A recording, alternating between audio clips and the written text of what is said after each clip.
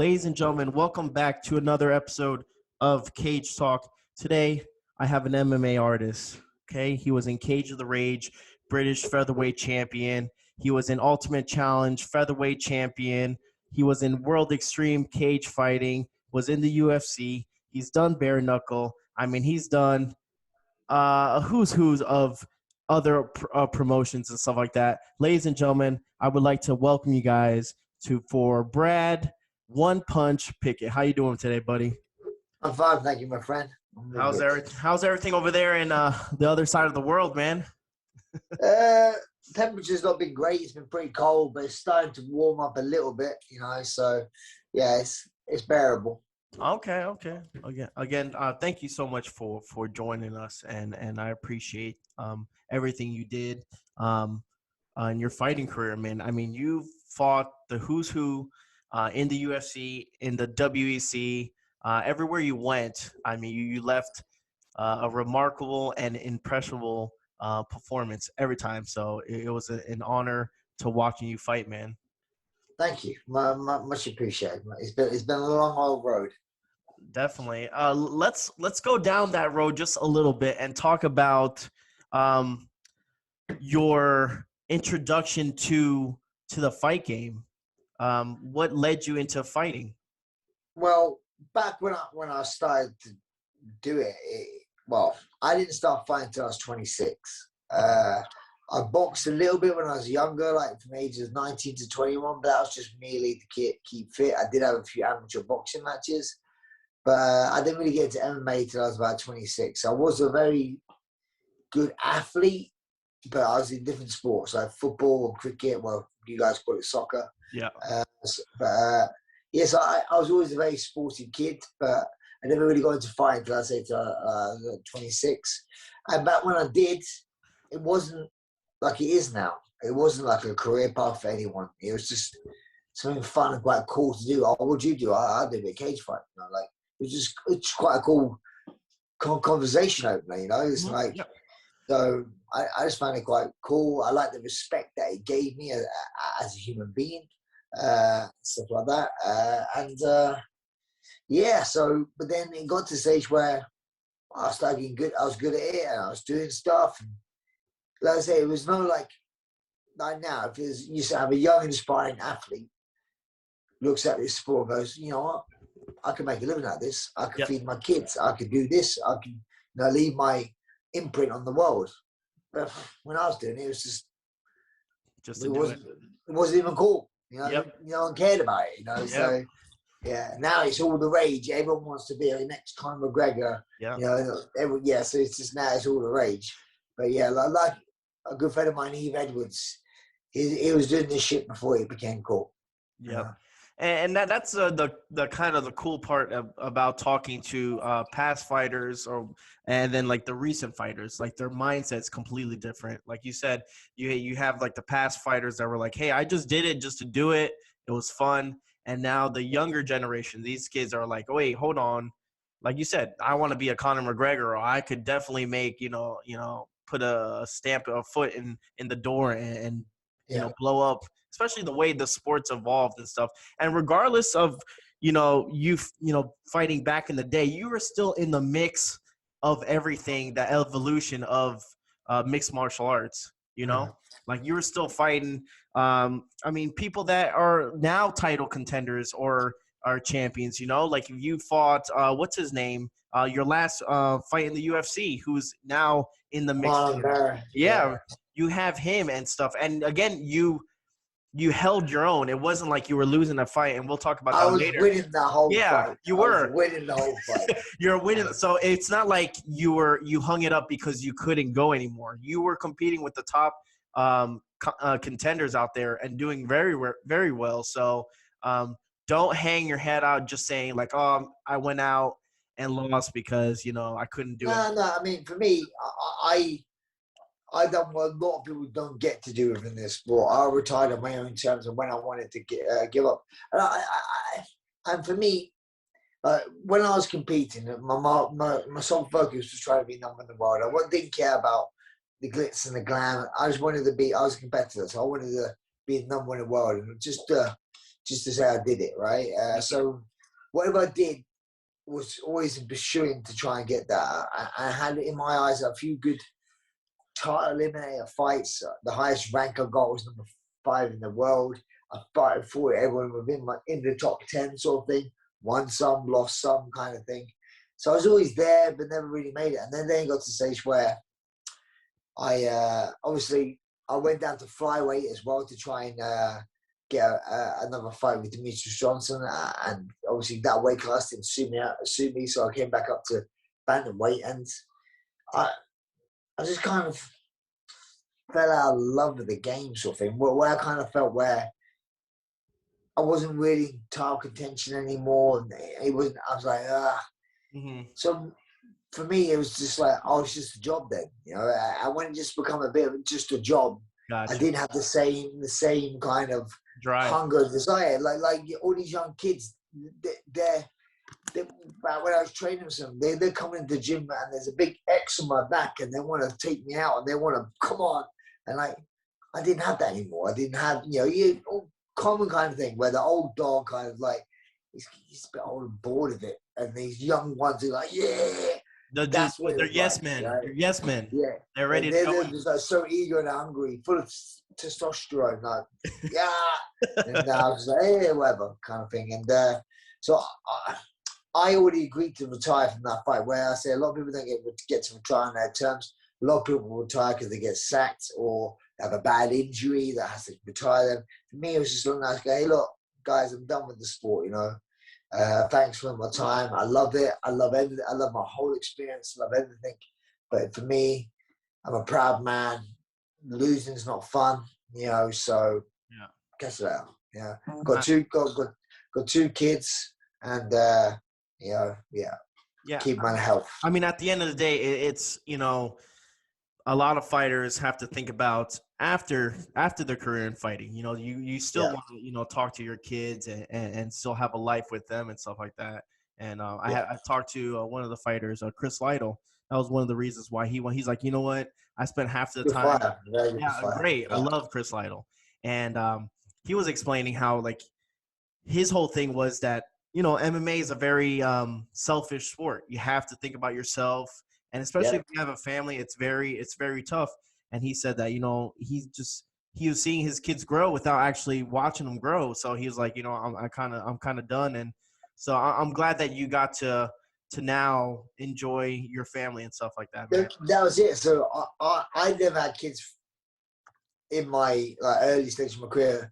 Not because you can't, of course you can. Yeah. But for me, to get the best sort of training, I had to travel. So I traveled out to America quite a bit to train. So I was away for 8 weeks at a time. So yes, I could have a kid. I could leave it back home.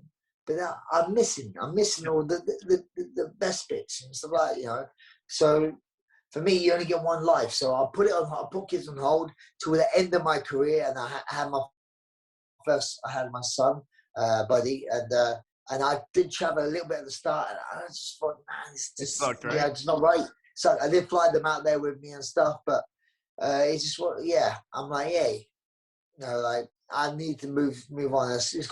This roller coaster's got to end at some point. So they end on my terms when I'm ready, and I did that, and I'm very glad I did it that way, Definitely, man. Again, it's like I said, some people can get to ride in the sunset. Some people don't.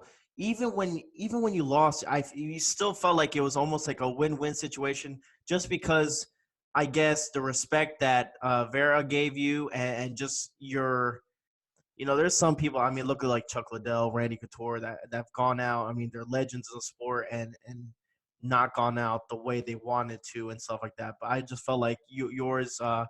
You closed the book, but it was still a nice way to close the book, man. Yeah, like I said, I managed to go out on my own way. So no matter how that fight ended, win, lose, draw, whatever, it was like a good time. Everyone knew I was retired that night, so it was like a celebration in a way, right? So it is easy where people knew I was retiring, not a case where surprised. And in the fight, I put my gloves in the cage. Nope. Before the run-up, the UFC done some amazing things for me the week of the fight and stuff like that. It was awesome. It was a very emotional fight camp, very emotional fight week, a very emotional fight. You know, like it was just very emotional. Everything, even when I put my hat down in the cage at the end. So yeah, it was. Yeah, it was. I like the way I went out. Basically, obviously, I would like to have gone out winning that fight. Yeah. But then also, it goes to show you, life is not a fairy tale at times. You know, it's not always. Not everyone gets these Cinderella sort of endings. Life is tough. You know, life is tough. So enjoy it while you can. You know. I agree with that 100%. That's, I mean, that's some wise words from a wise person, man. That's obviously. Talking about your different promotions and stuff, man. I mean, you've fought in a couple of different promotions and stuff. I remember watching the Brad Pickett with the yellow shorts. You remember those long hair, yellow shorts? That was some old school days right there, man. But I want to scratch a little bit more on the World Extreme Cage Fighting, WEC. If no one's remembered that, I do. It was a really good small promotion with smaller weight classes and stuff that before they merged with the UFC and stuff. How was fighting with that? Fighting in that promotion, because I had Jamie Varner, his shirts there. Had Jamie Varner on, and he loved the promotion more than he loved the UFC. And there was a couple fighters, I'm not going to mention them, but that loved just WEC just because it was a smaller venue, regardless. But everyone who fought in the WEC loved the WEC. You know, I mean, for both people don't realize, the WEC was the UFC. It was owned by Zuffa. So they're both owned by the same company. We had the same production people. We had the same people backs. Everything was the same, but the name on the name on the color of the gloves and the name of the gloves. That's all always different, and maybe like TV rights. But for me and the smaller weight classes, if I wanted to fight the best guys in the world, I fought in WEC. The best people are 145, 135 was in the WEC. You know, so like if I had to fight, and my weight class was 135, so to fight the best guys in the world was in our organization. When we merged from UFC to WC to UFC, they just took my whole weight class, the whole weight division, and put it there. I fought the same people. It made no difference to me. Okay. The only different things it made was there was probably more people viewing my fights. You know, that was it. Yeah, my competition didn't change one bit. Just my, I guess, just overall exposure got a bit better. So I remember so many times it made us. In a weird way, I loved the WC. It's the best time of my career by far. You know, had some great fights in there. Loved the organization. Everyone raved on about it. You know, but the one thing that was so annoying was this: why didn't you find the UFC? Okay, so I go. Well, I kind of fight for the UFC, but I fight for their smaller organization called the WEC, which still has all the best guys in my weight class. So I'm fighting the best guys in the world. The UFC does not have my weight class, so I can't fight for the UFC, but I fight for Zuffa, which is the WEC, which is owned by Zuffa, which is the same as the UFC. Now, how many times did they ask you that? Too many times. So that's the best thing for the WC merging with the UFC is just people I go, yeah, I'm fighting UFC. That's it. No more. I had to do this. Why did you find it? Okay, right. The UFC did it in my weight class, and I had to do it so many times. It's just like I was banging my head against the wall. Yeah. So.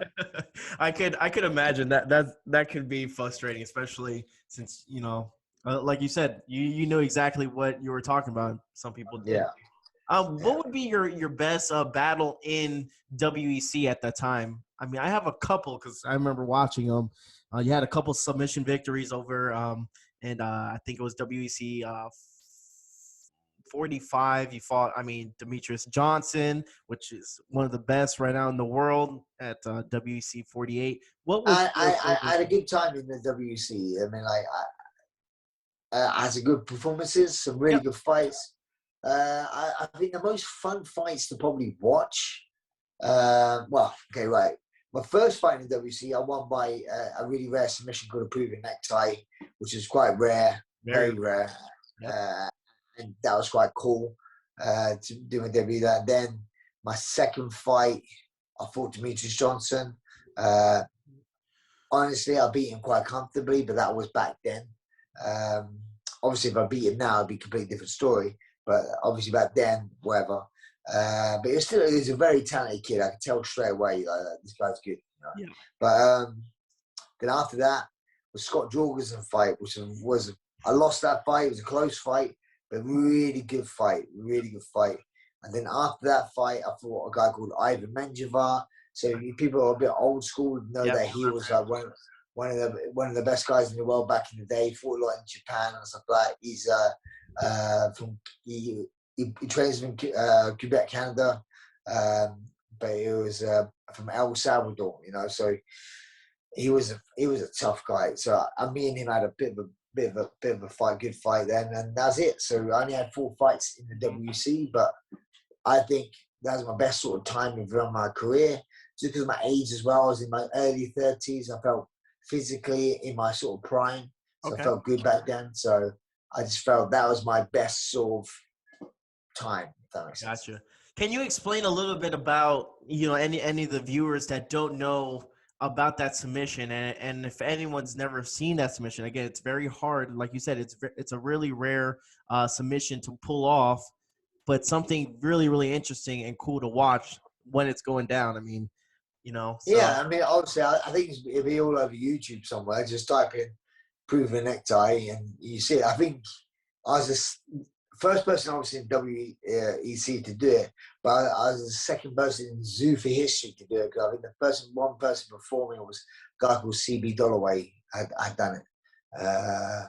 So yeah, it was a very rare submission, you know. So it's quite cool. You know? Yeah, it really is. Now, going from when you went to the UFC and stuff, and switching weight classes, how does that affect your body? And again, I think what did you say? What weight didn't you didn't feel comfortable in? Which was the weight? Well, I fought a lightweight, featherweight, bantamweight, and flyweight. So I fought 4 different weight classes, and which is not that crazy if you're a big guy. But when you find 4 different weight classes small, it's quite a big difference.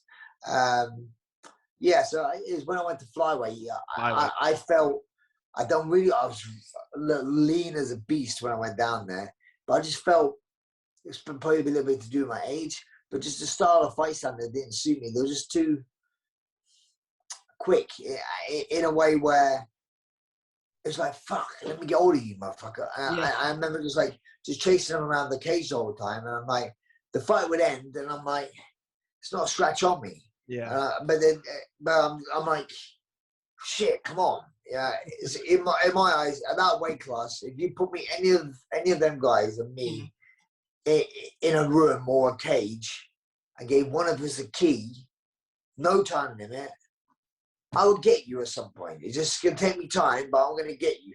Yeah, you know, that's how I felt like. I just felt like I just ran out of time, and they've done very good at running away from me. Hit, run, stay away from me and my power. Hit and run. I'm like, See, it was very frustrating. You know? I went down there, obviously trying to get a rematch with Demetrius Johnson because he was the title holder down there. That was the only reason I did it. And when I lost a split decision to Chico Camus, I kind of felt that I thought I won that fight, to be honest. But when I felt that kind of shut the door for a title shot, I'm like, well, fuck it. I ain't gonna cut another 10 more pounds, you know, kill myself. I'm just gonna go back up to bantamweight and have some fun fights, maybe. Definitely. I mean, you had knockout of the night. Who was that gentleman that you uppercutted to help? Javon. Yeah. Oh my God. If anyone wants to see a picture perfect uppercut, I mean, that was that one. I think knockout of the night as well. Correct. Yeah, I won a few bonuses in my fights. You know, there you go. Which has been good. It's done all right. Those are always good, right? And then talking about after your whole run in the UFC again. You fought some really, really good fighters and stuff. You were out for a little bit, right? And then you eventually went into bare knuckle not too long ago, right? Well, that was quite maybe a few years ago now as well. But this is it. It's in a kind of this tells a story here. So, like, Yeah. when I first started getting into fighting, my mom said to me, I got it from my granddad. And I never saw my granddad. My granddad died when I was 4 years of age. So I didn't really get to know him. But I remember looking at pictures of him. And he used to wear a trilby hat and braces, right? Yes, Suspenders. But because what he used to do, he used to work in the day as a roofer, and at night time, he used to do bare knuckle boxing just to earn a bit of extra money. gotcha. So I caught, right? So that's why in my fights I came out with my hat to pay tribute to my granddad. Gotcha. And then when I finished my fighting career, I was like, whatever. And I've been asked a few times, hey, let's do another boxing match. And it's obviously it's very big now, but this then wasn't super big, but it was getting bigger. You know what I mean? So for me, again, I like to think I'm quite a clever person as well. You know what I mean, like business wise. So I thought about it in two ways. I'll do bare knuckle boxing match because this. One, it's a good end to my story in my fighting career, where what got me into fighting, it was the bare knuckle boxing with my granddad. Yes, sir. So it'd be good to finish my fighting career on that. And then two, I thought, I've literally just retired from the UFC, right, which is the highest in the world. Yeah. Competition wise. I know bare knuckle boxing is a lot different, but I think it's very similar to how you strike in MMA because no gloves and small gloves are very similar to the big boxing glove. So I'm like, okay, cool. Then also I thought about this. People in bare knuckle boxing that will give me trouble don't fight in bare knuckle boxing. They fight in the UFC or they fight in WBO or WBA. Or they're still earning their money in like fighting in the UFC or fighting in for WBO belt, you know, so like where the gloves are boxing. So I'm like, well, I'll be all right, won't I? So I just thought, okay, cool. I said, yeah, I'll fight. I fought for the British belt. I won in 20 seconds with 2 punches. Yeah, those 2 punches. I don't even think you threw it. I don't think he hit you with anything. You threw Nothing. one combination. He was I down. actually felt a little bit cheated because I kind of, in a weird masochistic sort of way, people just sort of saw my fights back in the day. I was in some fights, and I'm like, kind of like, I kind of enjoyed that kind of I get you. part of fighting. But I never got hit, and I kind of felt like I wanted to feel what it was like to get hit with no gloves on, you know? Because that's one of the things when I used to fight, I used to like to show how tough I was. Like, come on, let's fight. You hit me, come on. Kind of like that. And that's why I was a bit of a fan favorite, I guess, because I was in those sort of dog-eat-dog sort of fights. Yeah, I never got, and that was it. So now I was like, okay, cool. You know, got my belt, went home, got everyone under their fucking sun calling me out, want to fight. And I'm like, I'm done. I'm not trying to prove I'm the next best thing or I want to be this, I want to be that. No, I'm done. I'm finished. Thank you. See you later. You left a like you said earlier, you left an X on your back after that. Yeah, exactly. You know, and everyone could, come on.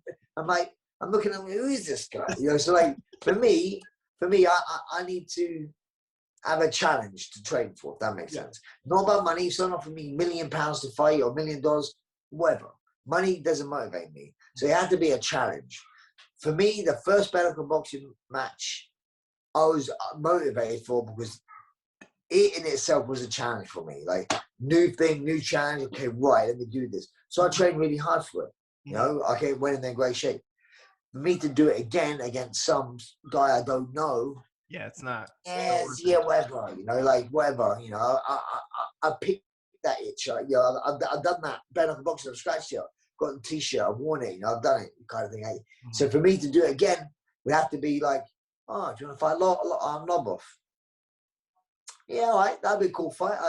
You have to be something to get me my juices flowing to train. Otherwise, what's the point? It's like the opposite, you know, like they get excited when they're about to fight you, you know, because you're a big name, you've been in the UFC, you've done this, you have recognition compared to someone like you where you're like, I don't even know who this is. Like exactly messaging me and stuff. That's crazy. But again, you know, it's bad when someone gives you a name and you're like, who is this guy?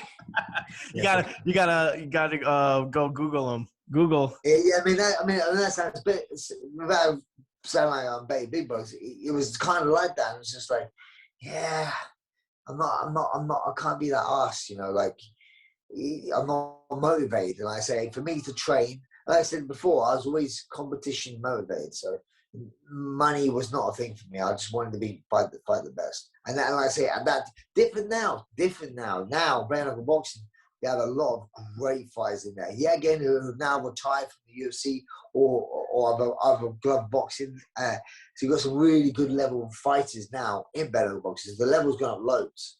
But when again, mine was like a couple of years ago or 3 years ago. It think it was wasn't as much. 2019, right? I think it was 2019. But yeah. 18 maybe, I don't know. Who knows? 2008, I have no clue. But before I let you go, man, what is Brad Pickett doing now? What are you doing now in life again with your kids and stuff like that? What else? Now obviously, now I'm a coach. I coach my team, a great British top team. You know, we're very heavily affiliated with American top team where I train most of my time. So I have a great British top team. I have a lot of my fighters. Now I'm passing my knowledge on to them, and I'm going to compete still, but through them, if that makes sense. So Gotcha. that's my focus, you know. Also, I do a lot of commentary now for a Russian organization called ACA. So I travel out there to Russia, commentate on their fights. I have awesome fights out there. I mean, ACA has a fantastic roster of fighters. It's crazy. So I really enjoy my job, sitting down, commentating on fights. Brilliant, you know. I think that's the best. I think that's the best for every fighter to do is either to train or to do commentary. I mean, some people do have it, and some people don't. But I mean, Chris Lytle again. He went to Bare Knuckle. He does commentary for Bare Knuckle. You got Dan Hardy. He does commentary for UFC. So just to get their your guys' opinions and perspective on things makes it a lot better. It's not just a normal broadcaster just talking nonsense or numbers. I mean, you guys are giving us the good stuff. So yeah, because obviously when you hear one of us say something, you know that we know how it feels, so you get it rather than someone else kind of saying what they think they will feel. Kind of thing. You're like, and it's again, it's all about the passion of the sport. I mean, even though you're done and stuff, you're still passionate about the sport. And again, like I said, teaching others, your mistakes and your qualities and everything, man. So it's awesome to hear that. Yeah, definitely. But before I let you go, Brad, I want to say I do want to thank you for coming on, man. You again, like you said before, you were a fan favorite, not just because you were just you gave it everything you had inside the cage. Regardless, it was never a boring Brad Pickett fight, and we all appreciate that. Years down the line and stuff like that. You're a legend in the MMA world. So again, thank you so much for everything that you've done. No worries. Much appreciated. I appreciate the appreciation. And I hope you have the good rest of your day. Again, sorry about the mix up with the time, but no worries. We got it. We got it working, man. It's all good. All good. All right. God bless, brother. All right. No worries, man. Enjoy the rest of your evening. Bye-bye.